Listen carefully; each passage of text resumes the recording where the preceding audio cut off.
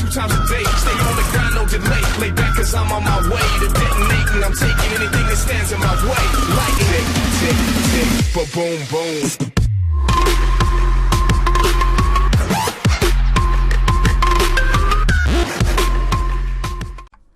Greetings, ladies and gentlemen. This is Renegade Operative here, and I'm going to talk about something that particularly caught my eye yesterday. It was actually trending on Twitter from what we saw, and a lot of people actually participated in this, and it's the hashtag BetterPSN. For people who aren't well aware of what this is, it is basically a NeoGAF post describing a lot of problems and discrepancies that the PlayStation Network had, and listing those problems and wanting Sony to fix them, obviously. So a lot of gamers got involved and participated, and it picked up on Reddit, it picked up on Twitter, it was pretty much everywhere, and it was trending yesterday.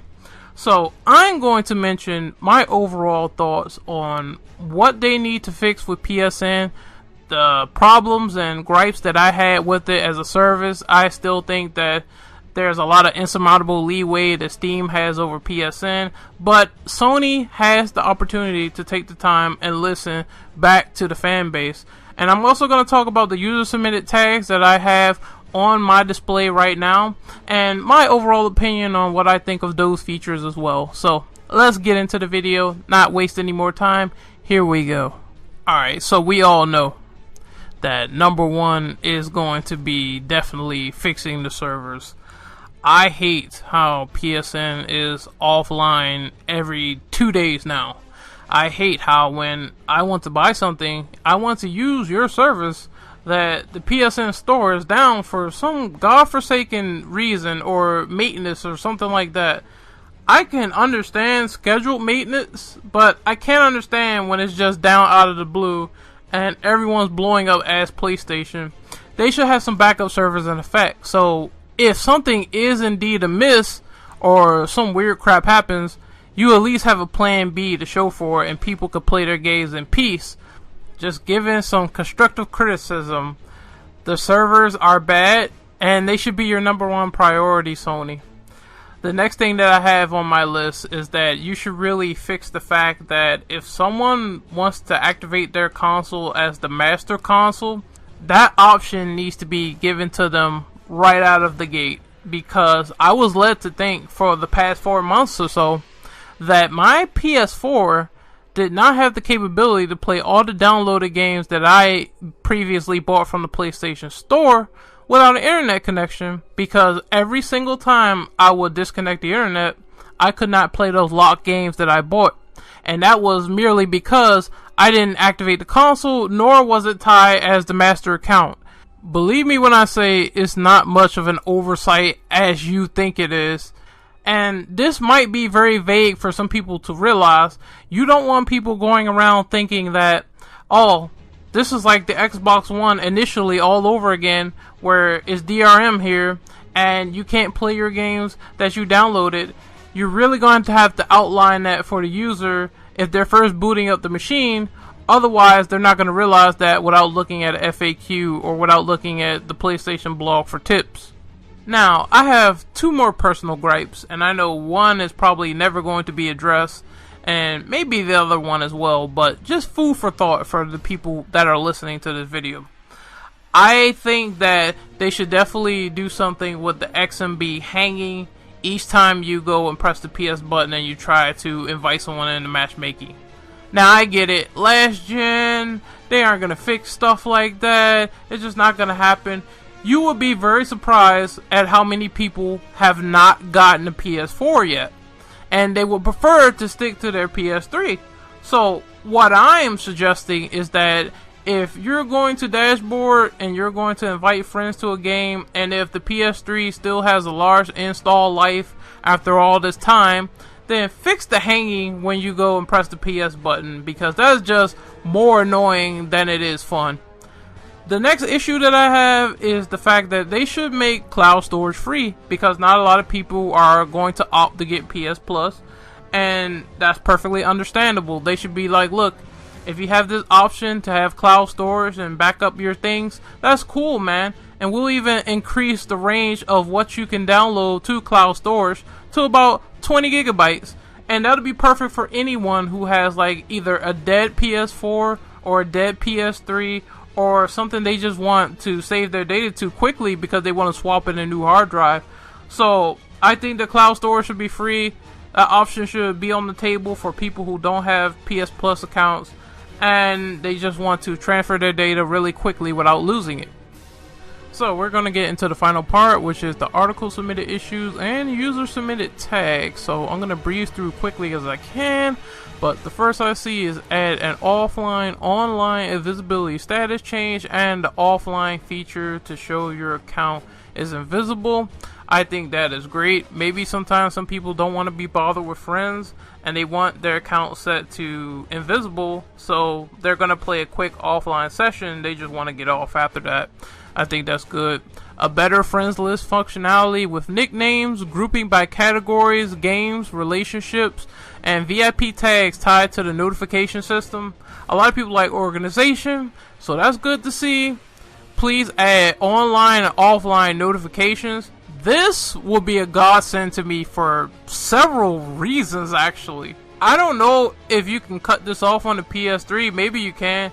But as far as I'm aware, every time I play my PlayStation 3 and I'm online and someone pops online and I see their name tag right there and it's in the middle of a playthrough, having the option to just remove it is really what it's all about at the end of the day, because maybe someone is really doing something critical and they just don't want 1,000 name tags popping up on their screen while they're doing something important. Or people just not wanting to be bothered while doing recordings or streams in general. Someone said add the ability to send recorded videos directly to friends. That would be far more superior than the primitive option, which is to send someone possibly being impatient a link to your YouTube video and they'll have to open the PS4 browser and then they'll have to wait while that launches and then they'll have to wait some more, and then depending on the internet connection the video might buffer. So why not give the option to send clips of your replays and no scope montages to your friends online immediately so they don't have to go through any preliminary process? They do need to fix that and get on the ball with that as well, and that is something I certainly agree with, full-heartedly. From the initial GAF post, someone said have a better search function, better organization, and filter for download history in the library. I do strongly believe that if you're using the search function currently in its state right now with the controller, you're going to have a difficult time because it's painstakingly slow to navigate, so that's always something better to see. That someone said that they need a bug fix that prevents users from accessing the store in certain situations that may even require a console reboot. I personally never ran into this situation before, but I did have problems with the PlayStation Store either loading or just being stuck in a buffering state and never actually loading the PlayStation Store page where you can go and buy things. Any sort of hanging or sort of activity that happens where you can't access a certain item and you have good internet is pretty asinine, and that needs to be fixed right away. And the last we have is the user submitted tags from Twitter, and it reads as stated, add a refund system similar to Steam on the PSN store. And that's going to cause probably a lot of developers to get furious if they release a pretty subpar product, but we won't get into the specifics of that. Moving on, increase cloud save storage. We already talked about that, stating that it would be a pretty good idea if they had that option, and they also should make cloud storage free, not behind a paywall, for PlayStation Plus users only. Someone says support the Vita. I sort of have to laugh at the statement because my Vita has been eating dust for the past 4 months now, so it does have a wave of truth to the statement. I believe they supported the PSP much better than the Vita.